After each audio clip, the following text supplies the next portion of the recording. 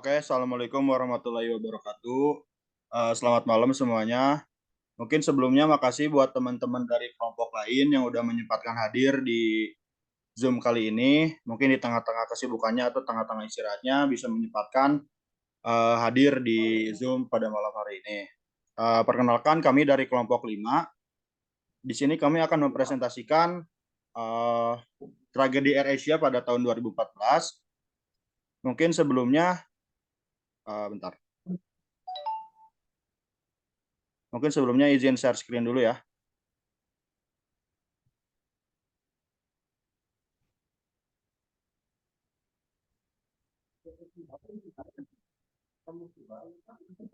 Ini muncul nggak share screen-nya? Muncul. Muncul.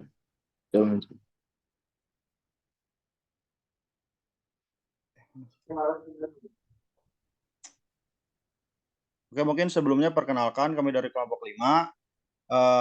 Saya Muhammad Fadli Pratama dengan NPM 335, ada Hazel Putra Indrial dengan NPM 359, Zulfikar Ahmad dengan NPM 323, Ahmad Taufik Abdul Rahman dengan NPM 313, Muhammad Firly Syahrul 360, Ilyas Raihan yang mungkin kebetulan tidak bisa hadir pada kesempatan kali ini, ada Alta Fadri 145, ada Maria Angelica Johnson 424, dan ada Syakila Ardila Wahyadi dengan 353. Materi pertama akan disampaikan oleh saya sendiri. Mungkin di sini sedikit penjelasan ya dari penjelasan apa itu AirAsia. AirAsia adalah sebuah maskapai penerbangan bertarif rendah multinasional yang berpusat di Bandara Internasional Kuala Lumpur, Malaysia. AirAsia sendiri adalah maskapai swasta terbesar di Malaysia dengan jaringan rute di Indonesia, Arab Saudi, Jepang, Malaysia, Thailand, Singapura, dan Vietnam, serta rute charter menuju Tiongkok dan Hong Kong. AirAsia menjadikan dirinya sebagai pemain regional yang akan berkompetensi dengan Lion Air yang berasal dari Indonesia. AirAsia secara konsisten dinobatkan sebagai maskapai berbiaya rendah terbaik di dunia selama 11 tahun berturut-turut oleh Skytrax. Dalam penghargaan perjalanan internasional dan maskapai penerbangan, termasuk penghargaan terbaru untuk tahun 2019. Mungkin sedikit sejarah dari AirAsia.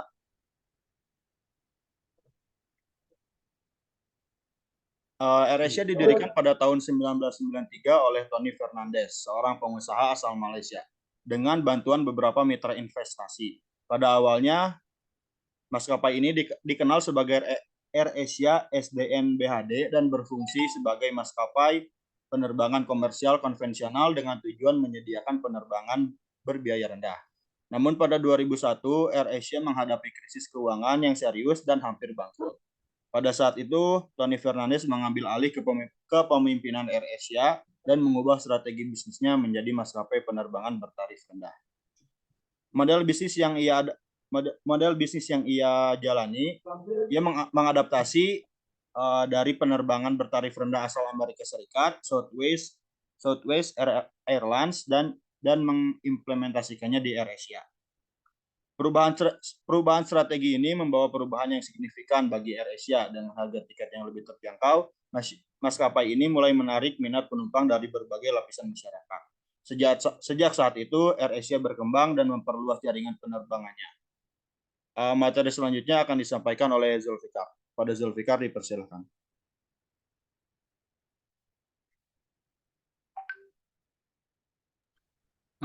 Selanjutnya, saya akan menjelaskan penyebab terjatuhnya AirAsia.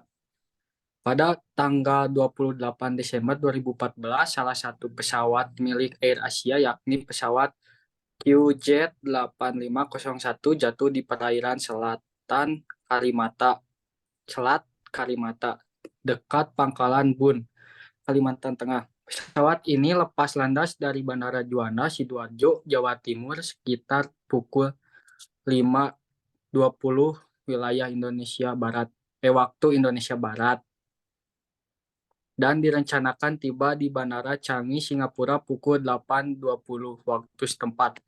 Namun, sekitar pukul 6.17 waktu Indonesia Barat, pesawat hilang kontak. Pesawat kontak terakhir dengan Air Traffic Control Jakarta pukul 6.12 waktu Indonesia Barat. Dalam kontak itu, pilot meminta menghindar ke arah kiri dan meminta izin untuk naik ke ketinggian 38.000 kaki.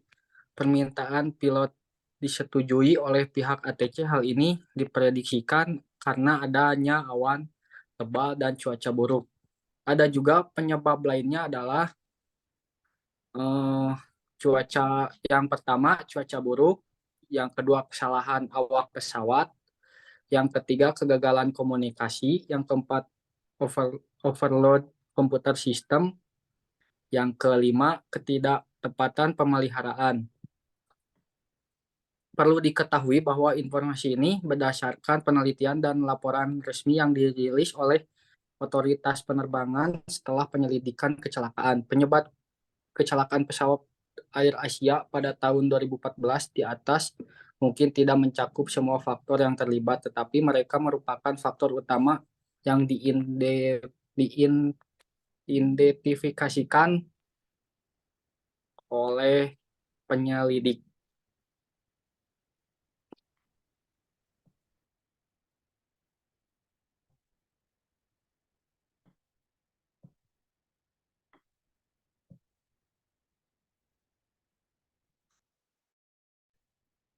Materi selanjutnya langsung dibacakan oleh Firly.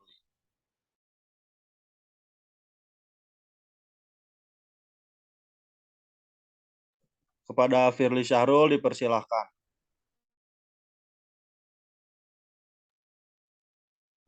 Jadi penyebab terjatuhnya Air Asia pada 28 Desember 2014, salah satu pesawat milik Air Asia yakni pesawat KZ-8501 jatuh di perairan Selat Kalimata.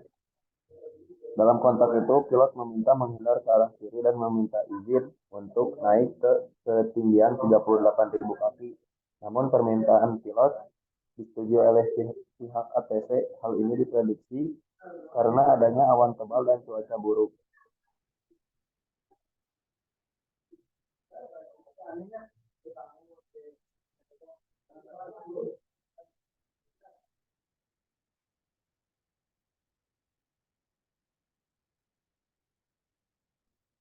Lanjut, Pak Moderator.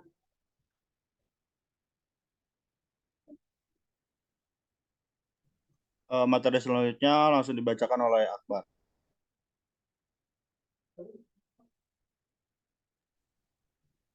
Mungkin saya akan melanjutkan tentang hasil investigasi awal penemuan puing.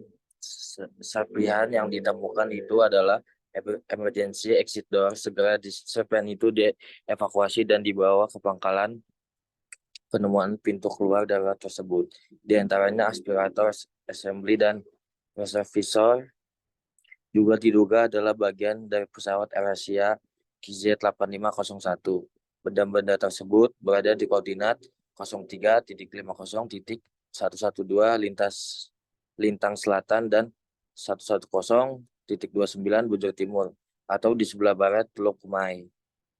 Kalimantan Tengah, tak berselangan lama ditemukan objek lain yang mengapung. Sangat mengagetkan sebab objek mengapung itu adalah sosok mirip jasad. Hanya menggunakan pakaian dalam. Beberapa hari kemudian, satu persatu jasad penumpang berhasil ditemukan lalu dievakuasi. Usai diidentifikasikan awal di Pangkalan Bun, jenazah itu kemudian diterbangkan ke posko disaster victim identification dan Case Center di Surabaya untuk proses identifikasi lebih lanjut. Senin 12 Januari 2015, tim penyelamat gabungan dari TNI AL akhirnya berhasil menemukan dan mengangkat flight data recorder. FDR merupakan salah satu bagian dari yang disebut black box, salah satu dari cockpit voice recorder CVR. Penemuan black box ini diawali dari deteksi finger detektor milik kapal navigasi Jadayat. Jumat 9 Januari 2015. FDR teridentifikasi 1,7 mil laut dari lokasi ekor pesawat yang sebelumnya telah ditemukan. Sehari berselang gantian CVR ditemukan evakuasi oleh tim penyelam gabungan TNI AL. Selanjutnya, dari hasil investigasi diketahui bahwa faktor terbang yang sempat dipermasalahkan dan cuaca selama penerbangan dari Surabaya ke Singapura tidak terkait dengan kecelakaan ini. Pria yang akrab disapa Cahyo itu menjelaskan pesawat yang terbang dari Bandara Juanda Timur pukul 05.35 WIB itu sudah beberapa kali mengalami gangguan setelah terbang sekitar 30 menit. Gangguan itu muncul 3 kali. Ketiga gangguan awal itu pada sistem RTL yang kemudian ditangani awak pesawat sesuai instruksi dari IACM. Mungkin itu yang dapat saya sampaikan. Terima kasih. Saya kembalikan kepada moderator.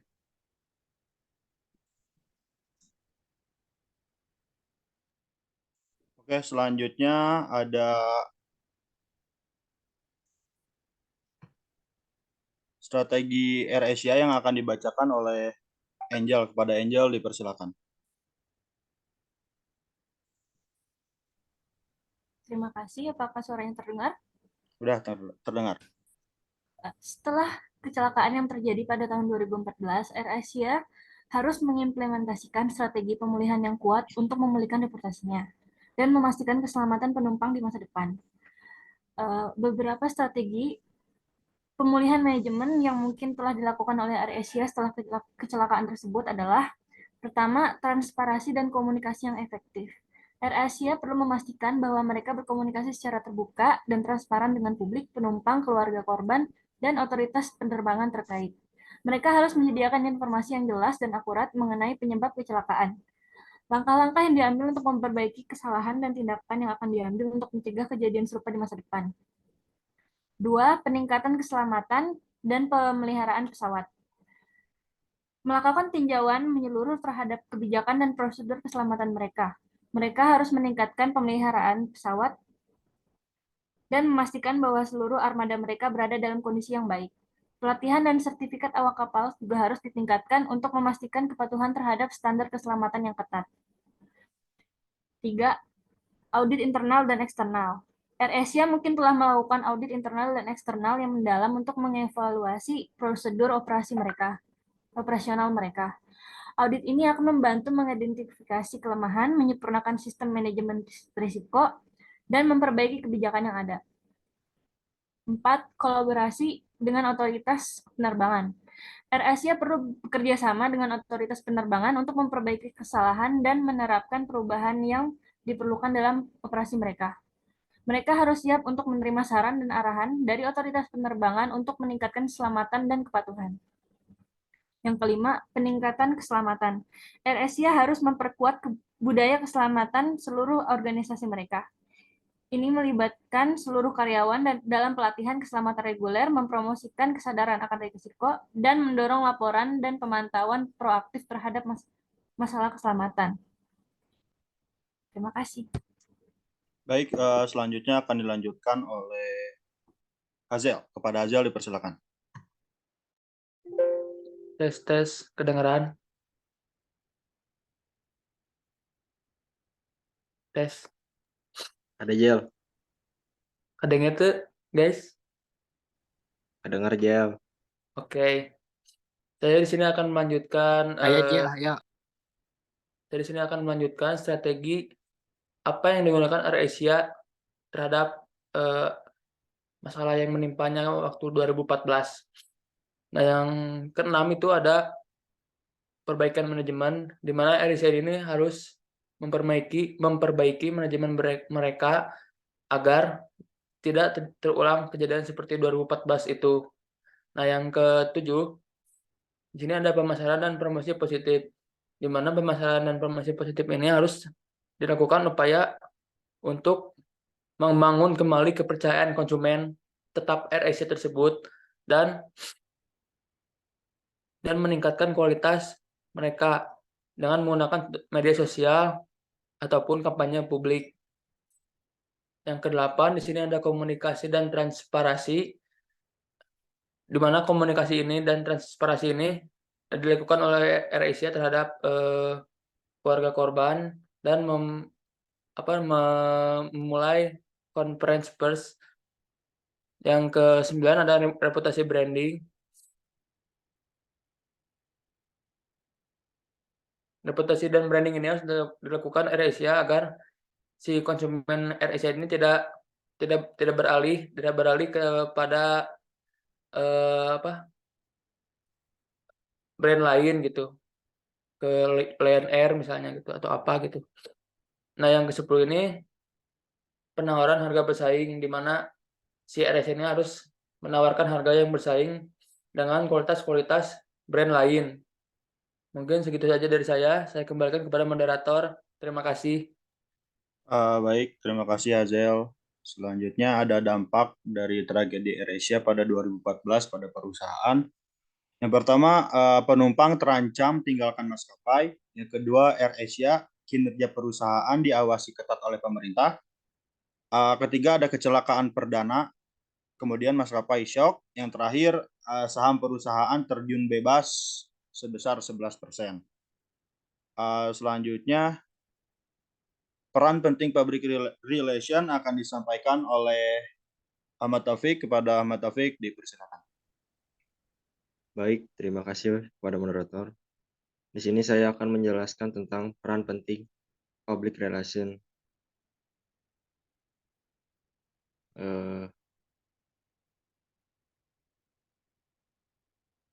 Peran penting public relation berperan penting dalam menangani kasus jatuhnya pesawat AirAsia QZ8501. Di AirAsia tidak menunda upaya recovery-nya dengan berbagai cara strategi, yaitu yang pertama, selalu memberitahu informasi terkini lewat media sosial, Twitter. Kedua, menggelar konferensi pers di hadapan para media. Yang ketiga, mengirim rilisan resmi kepada media-media lokal ataupun asing. Yang keempat, berkomunikasi langsung dengan keluarga penumpang dan kru pesawat. Kasus AirAsia tersebut bisa dikaitkan dengan beberapa teori, yaitu teori dari Dozier, serta dapat juga dianalisis dengan teori dari Granick dan Han. Jika dianalisis menggunakan teknik Dozier, AirAsia telah meletakkan PR pada peran problem solving facilitator, di mana dalam kasus ini, PR dari AirAsia diharuskan untuk menemukan celah dan mengambil langkah untuk menyelesaikan kasus yang menjerat perusahaannya. PR AirAsia tidak hanya menjadi juru bicara dari perusahaan, namun juga merancang agenda-agenda yang bertujuan untuk memecahkan masalah yang sedang terjadi. Dalam memenuhi peran sebagai problem solving facilitator, maka PR dari AirAsia secara tidak langsung juga telah memenuhi peran sebagai communication facilitator, di mana dalam kasus ini PR menjadi jembatan antara perusahaan dengan publik dan juga media. Contohnya dengan menjadi juru bicara wakil dari perusahaan. Melihat segala langkah yang telah diambil dari perusahaan tersebut, dapat ditemukan suatu pola dalam kegiatan komunikasinya. Model public relation terdapat dalam teori yang dikemukakan oleh Granick dan Han. Dalam teorinya, Granick dan Han membagi PR ke dalam 4 model, yaitu press agentry, public information, 2 arah simetris, dan juga 2 arah simetris. Baik, saya kembalikan lagi kepada moderator. Oke, materi yang terakhir, mungkin ada strategi damage control yang akan dijelaskan oleh Altaf. Pada Altaf, dipersilakan. Terima kasih moderator. Ya, di sini saya akan menjelaskan tentang strategi damage control yang kami lakukan jika menjadi PR AirAsia. Yang pertama, yang kami lakukannya itu bertindak dengan cepat atas kasus pesawat QZ501 dengan mengambil langkah-langkah untuk mengatasi situasi yang terjadi, seperti memulai memberikan informasi-informasi yang aktual terhadap khalayak dan media massa. Ya, Strategi kedua yang kami lakukan adalah dengan melaksanakan komunikasi terbuka, dengan melaksanakan press conference dengan media-media lokal ataupun internasional. Lalu selanjutnya kami akan membentuk tim respons krisis yang terdiri atas individu-individu yang berkompeten. Tujuannya untuk mengidentifikasi dan memperbaiki kelemahan dalam sistem keselamatan yang dapat menghindari terulangnya kecelakaan di masa depan. Dan menunjukkan rasa empati dan sikap peduli dengan memberikan kompensasi untuk keluarga korban dan para keluarga kru pesawat. Terima kasih, saya berikan kepada moderator. Oke, mungkin terakhir ada kesimpulan. Komite Nasional Keselamatan Transportasi mengumumkan hasil investigasi pada tanggal 1 Desember 2015. Pada laporan tersebut dinyatakan bahwa penyebab pesawat nahas tersebut jatuh ialah karena adanya kerusakan pada bagian rudder travel limiter atau FAC, bagian pesawat yang membatasi gerakan rudder di ekor pesawat yang dihasilkan akibat adanya keretakan kecil di bagian solder, sehingga solder tidak menghantarkan listrik dengan benar dan diperparah oleh tindakan tidak benar dari pilot. Miskomunikasi di antara kedua pilot justru memperparah keadaan dan menyebabkan pesawat tersebut jatuh ke Laut Jawa dengan 162 orang di dalamnya. Hasil akhir itu juga menyatakan bahwa pesawat tersebut telah mengalami masalah kerusakan sebanyak 23 kali dan tidak terdeteksi oleh teknisi AirAsia. Karena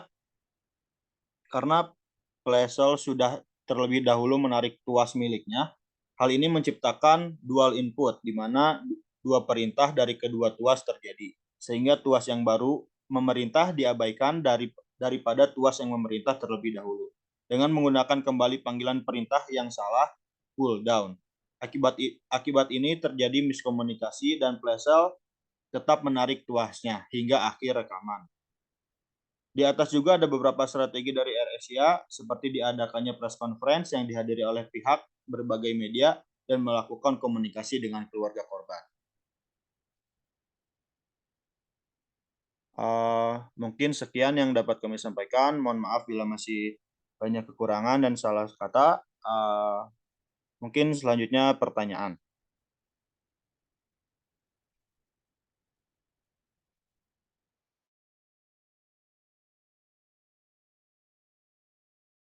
Ya, saya mau nanya dari kelompok 3, perwakilan kelompok 3.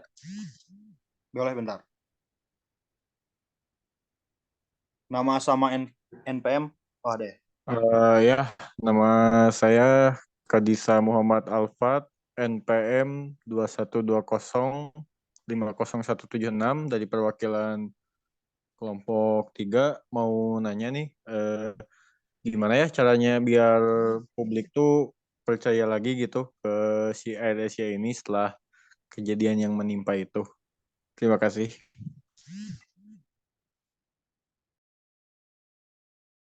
Aduh, bentar, ini teh Zoom-nya 1 menit kurang, gimana ya? Buru nggak ya? Di chat grup aja paling Mas, kalau gitu mah ya, atau Iya. gimana? Boleh deh. Soalnya ini kayaknya yang nanya juga cuman Kadisa doang sih, nggak ada kelompok lain ya. Oh, siap.